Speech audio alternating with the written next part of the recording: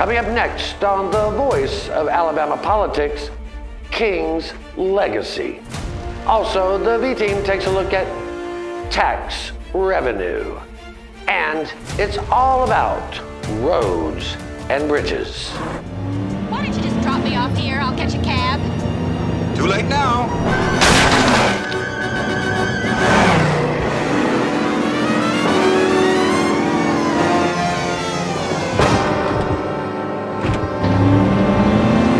We did it! We did it!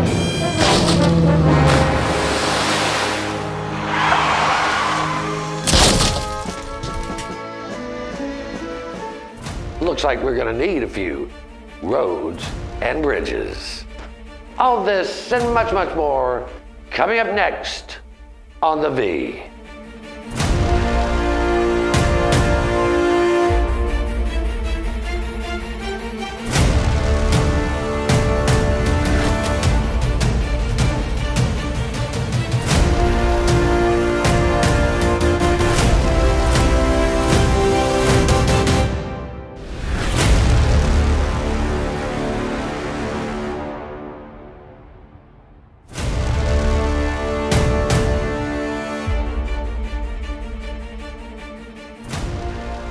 Welcome to The Voice of Alabama Politics, where we tackle the tough issues so you have the hard facts.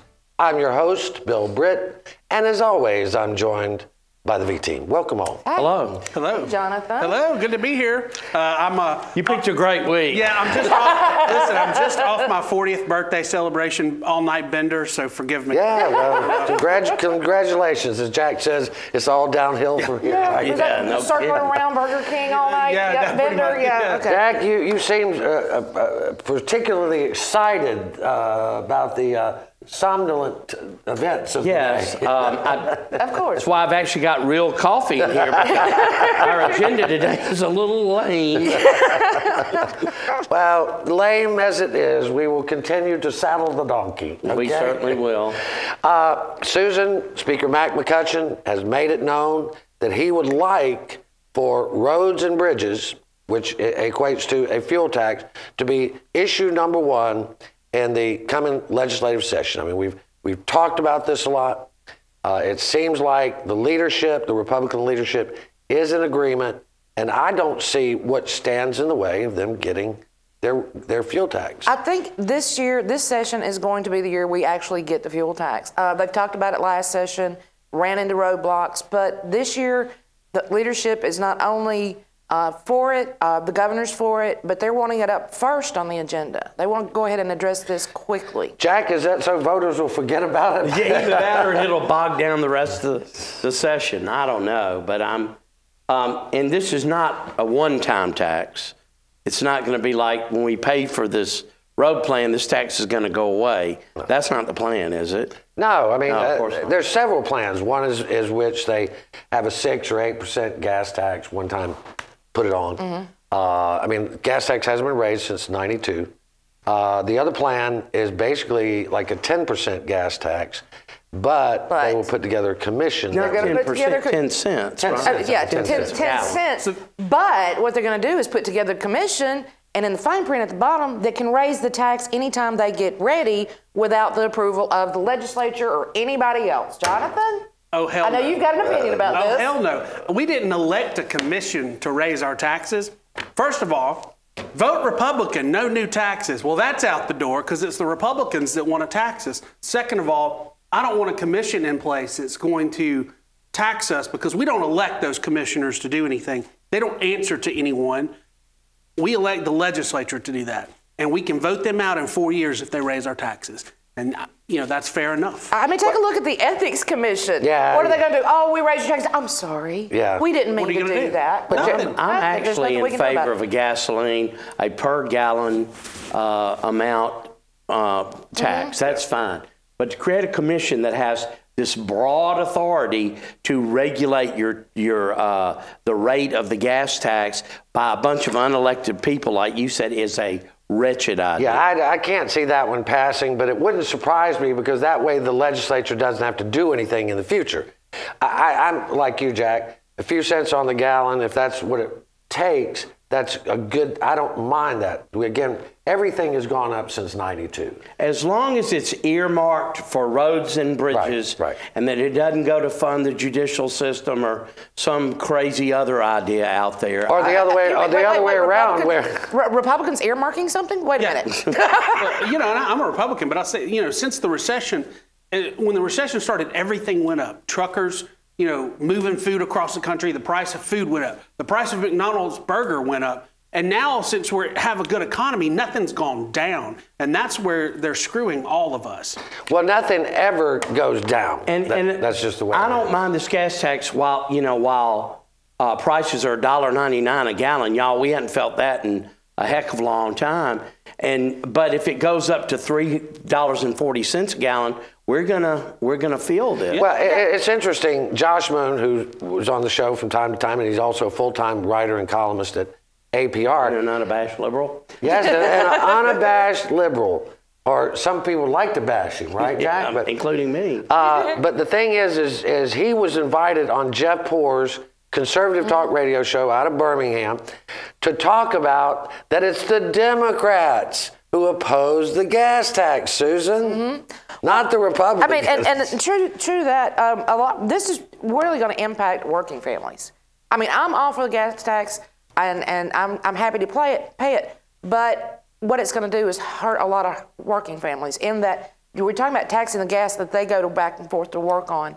That's going to go up. And where's that going to come out in the budget somewhere else? Well, the thing is, and we keep saying this, if they don't raise the gas tax by about 32%, I mean 32 cents a gallon, Jack, there's no way it pays for the infrastructure. They've got to have other things. I want to switch on. We got about 2 minutes. But the tax revenue is up in Alabama overall. But Susan, we looked at Not gas tax, but taxes Just taxes, overall. tax income, tax income. revenue. Yeah, tax revenue around the state is up a pretty significant amount. But when you look at the hard numbers, Susan, it's not back to pre Great Recession. We're still about 6% under the average of what's, where we were in 2008, before the Great Recession hit. So while some states are getting back over that Great Recession, we're not. We're one of the, I think, 12 states that are really having a hard time even just getting back to the levels we were collecting in 2008. Right. According to the Pew Charitable Trust study, 36 states are higher than the pre-2008 recession. We are not one of those, but we're doing better. We're just not there yet, Jack. I understand, but we've got to be bold. I mean, the times in Alabama right now are not like they are in a lot of other states. That's right.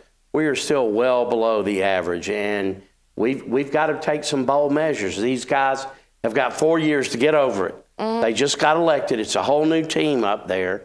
So if you're going to do something that raises revenues, you better do it early and not the year before an election, because we all know what And happens. there's several options out there, not just a gas tax and not just a lottery, which we'll discuss later too. Yeah, well, I think Kay Ivey is going to absolutely do the right thing here. You know, one of the things that she is absolutely shown is she's governor to do the job and not get and not worried about getting reelected. And I think that's significant. Well, we're going to have to leave it right there. You're watching The V, the voice of Alabama politics. We'll be right back with more news and opinion.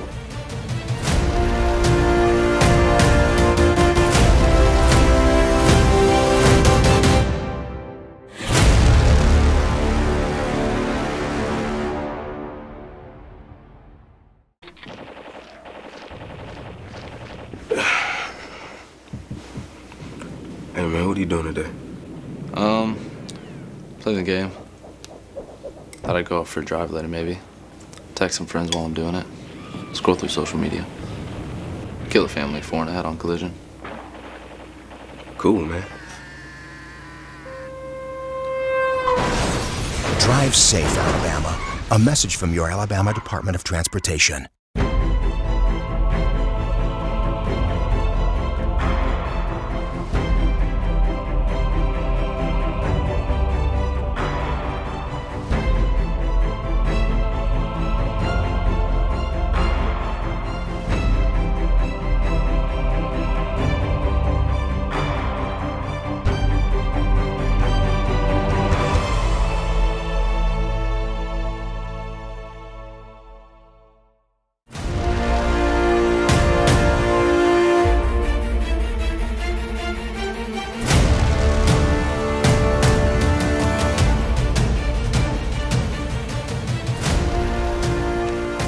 Welcome back to The V, the voice of Alabama politics.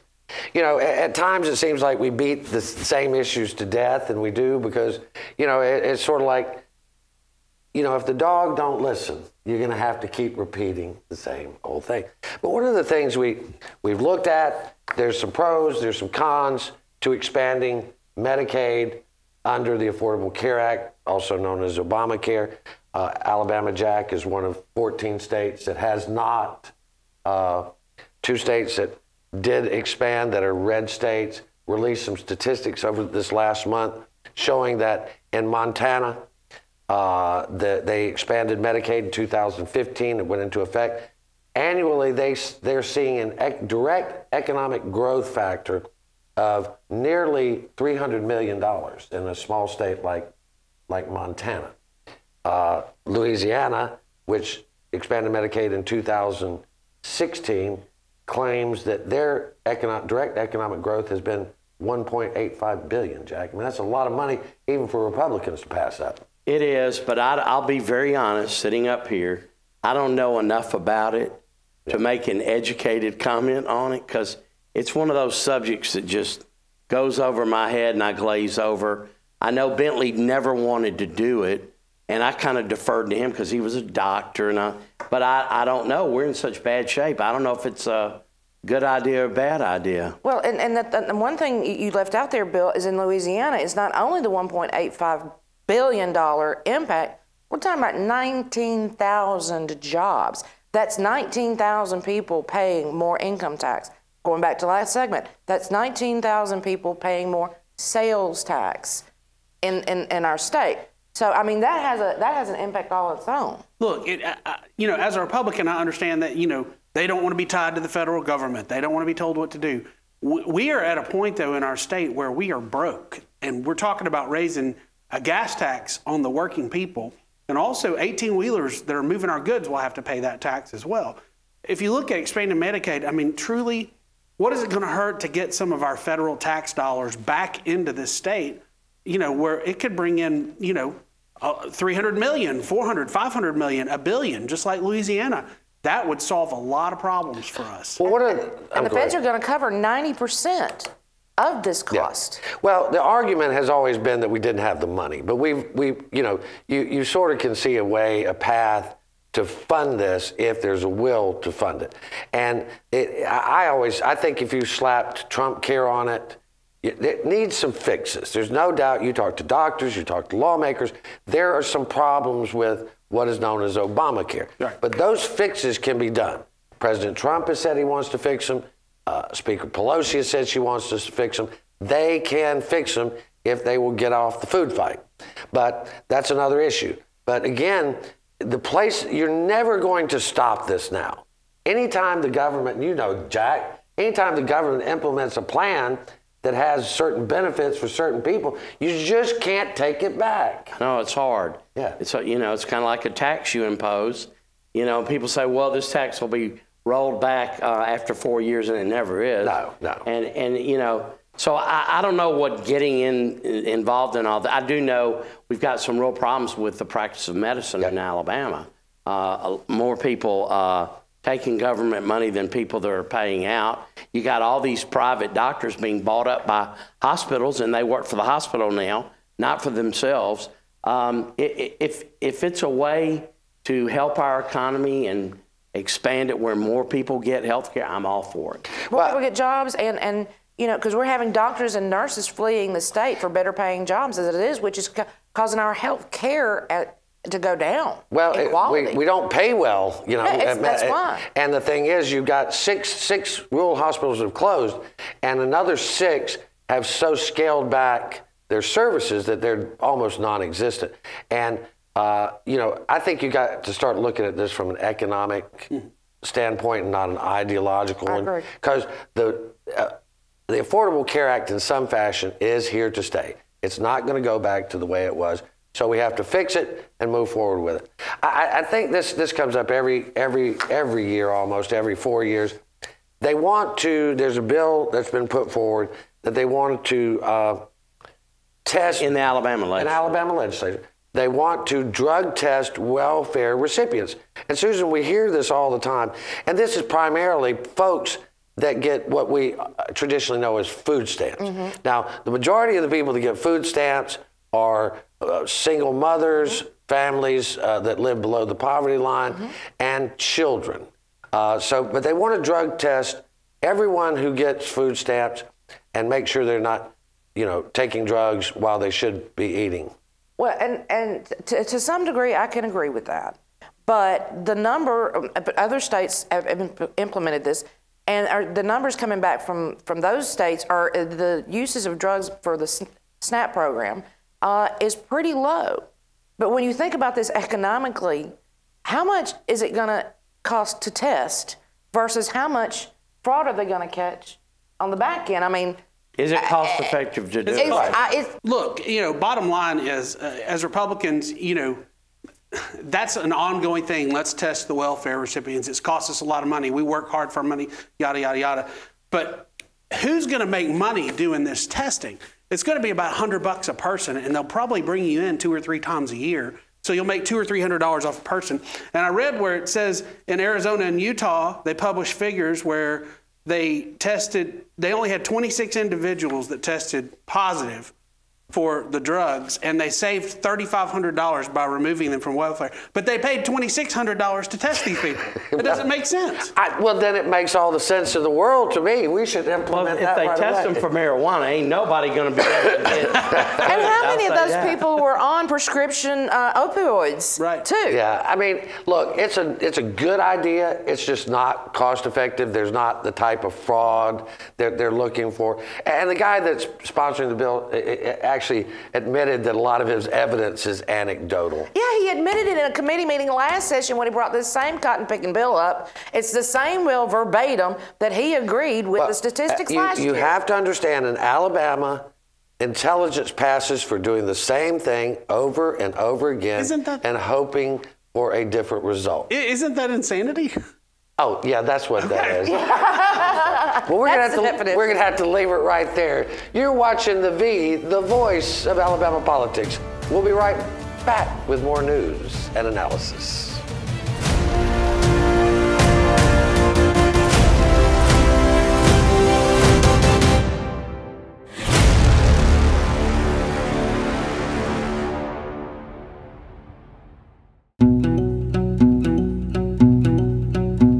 The Energy Institute of Alabama promotes reliable, affordable, and clean energy to help grow our economy, create high-paying jobs, and build public support for Alabama's energy industry.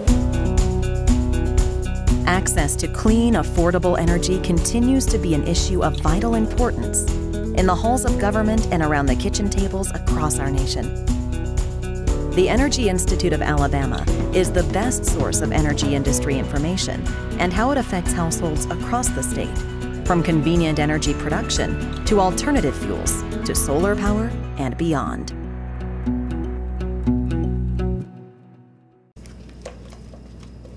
What are you doing today, babe? I thought I'd head down to the lake with the guys, do a little fishing. Of course, none of us will be wearing our seatbelts. I'll lose control of the truck, wrap it around a tree, and kill us all. Okay.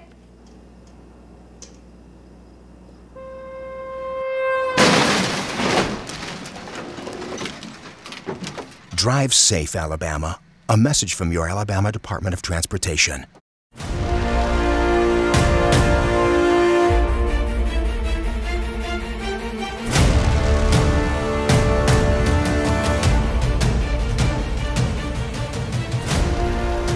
Welcome back to The V, the voice of Alabama politics. You know, we just celebrated Martin Luther King Jr.'s birthday, a federal holiday. I found it interesting that Governor Kay Ivey remembered Dr. King in her inaugural address. I think also that Lieutenant Governor Will Ainsworth did the same. And one of the things that we've seen is, at least here in the South, Dr. King's legacy among some people is still polarizing, Susan. They see him as not an icon of the civil rights movement. but as more of an agitator and a socialist. And I think for some reason they missed the fact that they said, well, he was a socialist. And later, I think he was always what you might call, what was called is a person who followed the social gospel, which did mean some type of economic equality. Well, and it came out of a movement that I believe the book was written in the late 1800s, wasn't it? Yeah. You know, where what would Jesus do in this in this instance was, and what that was originally targeted at was social justice, in that if I'm looking at a bill that let's take Medicaid for instance. Would Jesus want to expand Medicaid? Would Jesus want to have, more people have health care? And that was something that he really embraced, but it ended up getting turned into what people thought was socialism, or what he was looking at for economic equality, for social equality among the races. So it wasn't just the civil rights movement to get, certain rights, but it was try to equal that divide. But it is and I argue this all the time, I don't want to get over into religion, but there is a legitimate argument to be made that certain aspects of Christianity and capitalism just are diametrically opposed to each other. Well, separation of church and state. Yeah. I will say for Martin Luther King, he accelerated the war on social injustice. And it was probably inevitably going to happen. He sped it up. Yeah. And that's to his credit. And he did it, for the most part, peacefully. Yeah. His folks did not march around inciting riots and things like that. He tried to, to do it a very civil way, and I think he succeeded. Yeah, and I think one of the things that we look at now, those who want to disparage Dr. King, they look at his personal life and all that and dismiss his message. We don't want to get into that at this time in our history. We have to look at what people actually accomplish. And if there hadn't have been a Dr. Martin Luther King Jr., I doubt the civil rights movement would have moved as swiftly as it did. Right. And today, in my mind, he's an icon. So he's bigger than just the movement. It's an ideal now. But that's just the way I see it. I agree. And in the South, you're exactly right. I mean, he is more polarizing on both sides than he is anywhere else in the country, because the birth of the civil rights movement was here in the South. It was here in Alabama, here in Montgomery, and Montgomery, Birmingham. And I think rightfully so, we celebrate Martin Luther King Day, and everyone has a past. And if you can dredge anybody's past up, but it's all about the accomplishments. And I think he's deserving of what he accomplished in moving it forward, because just like you said, it eventually would have happened, maybe not as quick. So well, but to me, it was kind of, I don't know if I was shocked. I was a little shocked. I was actually a little happy that here we were standing at the top of Dexter Avenue, and the governor and lieutenant governor are talking about, hey, just down the road here. Yeah. Not but a couple of blocks. I remember colored waiting rooms, colored water fountains, places where black folks couldn't go to get a meal. And I never could understand that as a child. Right. And my mother was from the Bronx, and she didn't understand. She couldn't explain it to me. And I never caught that. I just never thought that was right. Well, and I think it's amazing. It wasn't right. Another part of it is a lot of African American people are leaving the Democratic Party and headed more towards the middle. Some are going into the Republican Party, and it's a point where the two top people in the state who are Republicans, it's time to embrace those type of things, because if we're going to have people in our party that help build the party like that, then we need to understand the history and the culture, and we need to be fair about that. Well, the party that was had been less than 6 years old when Lincoln became their standard bearer, it certainly bears little resemblance to that today. But that being said, I think it is there are plenty of black Alabamians that are very socially conservative. Right. But however, there's an interesting thing going on, though. I saw some people on Monday of last week that were very well dressed, but they were older black folks. And I talked to some of them. They were like, yeah, we come down. One of them lived in Maryland. She grew up in Montgomery. They come down every year.